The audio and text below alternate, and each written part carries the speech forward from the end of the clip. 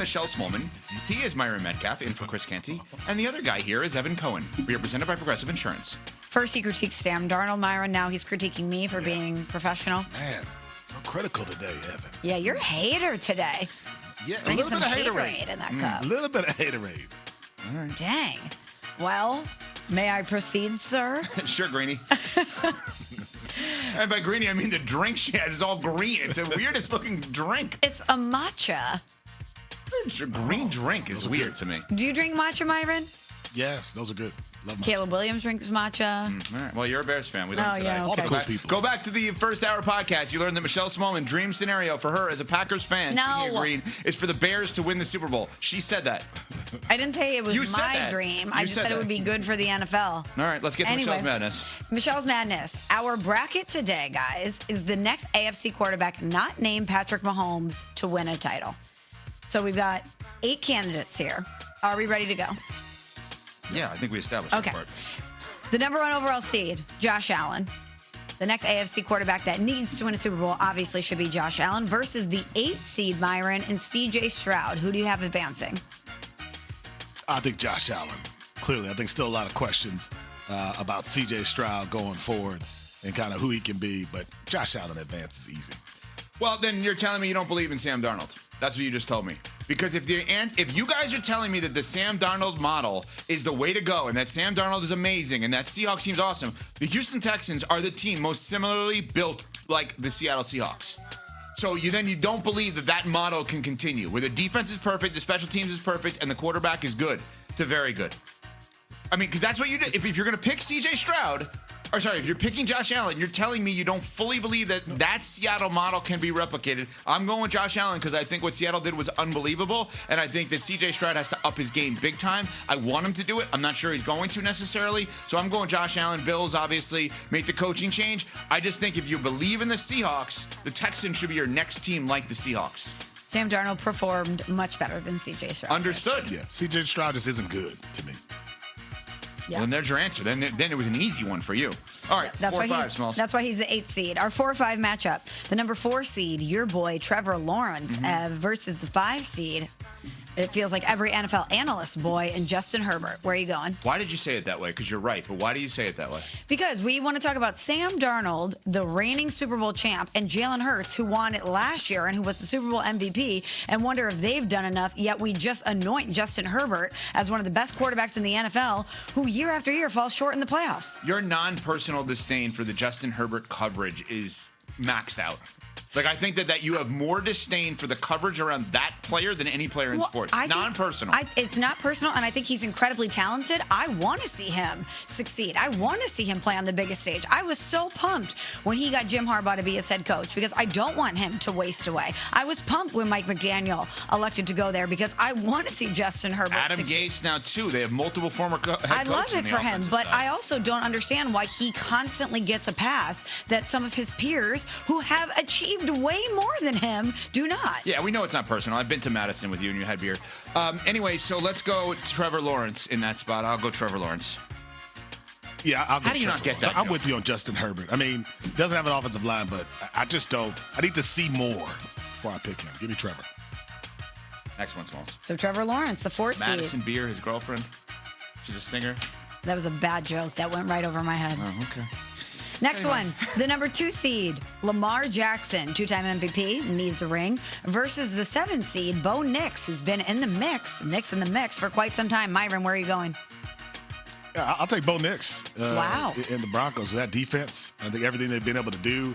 Obviously, they were right there with opportunity before Nix got hurt. So I'll take the Broncos for sure in Bo Nix. I think the Broncos are closer than the Ravens. I think Lamar is obviously Wow. significantly better than Bo Nix. I don't think there's no debate about that. But the same thing I said with the Texans would be, I guess you could apply to the Broncos. They are similarly built to the Seahawks.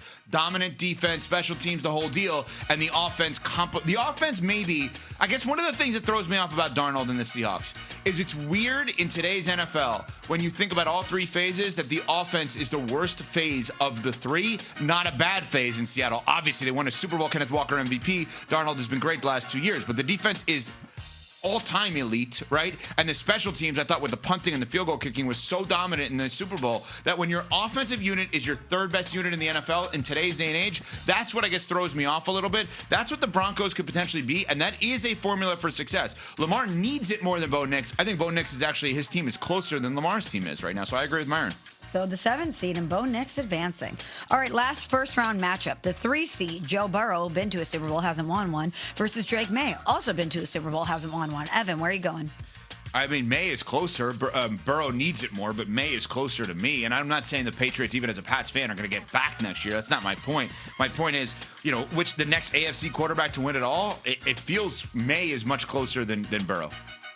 Yeah, I think May is the answer here. Obviously fell apart in the Super Bowl, but second-year quarterback making it there is success. He'll improve. Definitely Drake May for me. Wow, Lamar and Joe Burrow not making it past the first round. Let's move to the second-round matchup here. Quick note on that? Yeah, go ahead.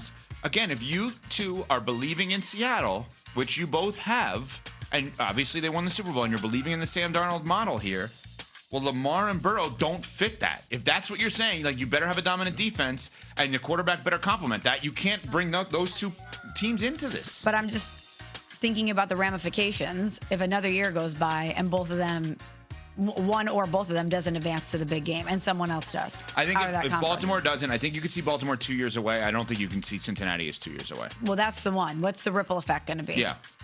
All right, second round matchup. Myron, we'll go with you first. The number 1 overall seed in Josh Allen versus the number 4 seed in Trevor Lawrence. Give me Trevor Lawrence. I mean, to me, I don't know that Josh Allen can continue to carry the weight that he carries for that organization, whereas I think Liam Cohen, year 2 with Trevor Lawrence, he'll get even better. So I think Trevor Lawrence in this situation. I love Trevor Lawrence. I hope my son's not listening. He's a Jaguars fan. I'm going to go Josh Allen and the Bills. I think they needed to make a change at the quarterback, at the coaching position. Not because McDermott's not good. He's very good. He should be a coach whenever he wants on a 5-year deal immediately as one of the highest paid coaches in the league. They needed something different. It feels like this team is going to be way more relaxed in a good way this year. There's just good things happening in and around the Bills. So I'm going to go, I think, potentially, I'm going to go with the Bills. I mean, Josh Allen, excuse me. Vegas East, Josh Allen or Trevor Lawrence, tiebreaker? Trevor Lawrence. Ooh. T-Law advancing. Is this because of the Super Bowl logo? How it has what seems to be Jaguars colors in the logo? It is also that, and also no faith in the Bills. Okay, great. Yeah. All right, the 4 seed, Trevor Lawrence, advancing to the championship. Our final second round matchup, the number 7 seed in Bo Nix versus the number 6 seed, your boy, Ev, and Drake May. Where are you going? Yeah, I don't buy that the Broncos would have beaten the Patriots if Bo Nix was playing. I think that's just such a leap. But that said, I think next year it feels like it's going to potentially be the Broncos' year. So I'll be fair. I won't be a homer with the Patriots here. I'll say who's more likely to get the Super Bowl next year, because it's impossible basically to get to back-to-back unless you have Mahomes, let's say, right? I'll go Bo Nix and the Broncos. Yeah, I mean, if you tell me Bo Nix would have been available in the AFC Championship game, Broncos, I think advancing that. And I think Bo Nix is the choice here. He'll get better, and the Broncos are going to be tough next year. Okay, we advance to the championship round. Which AFC quarterback will be the next one to win a Super Bowl? We have the number 4 seed in Trevor Lawrence versus the number 7 seed in Bo Nix. Evan. I mean, I already picked against the Jaguars, but that doesn't mean I can't pick them now. I'm going to lean into you guys. I'm going to lean into this is a different version of the NFL now, that we're going to an evolving version of the sport where the defense and special teams may be better than the offense at times and lead the way. So I guess I'll go the Broncos. Are their most likely next Super Bowl winning team out of the AFC. Myron. Yeah, I'll go with the Broncos as well. I mean, I think we saw a lot of the great things that Bo Nix did. And that defense is one of the top units in the entire league. So I think it's Bo Nix advancing here. I love how the number 7 seed, Bo Nix, anointed as the next quarterback in the AFC to win a Super Bowl. But both of you in your answers led with the defense and not with the quarterback that you ultimately selected. Okay, so let me ask you a question.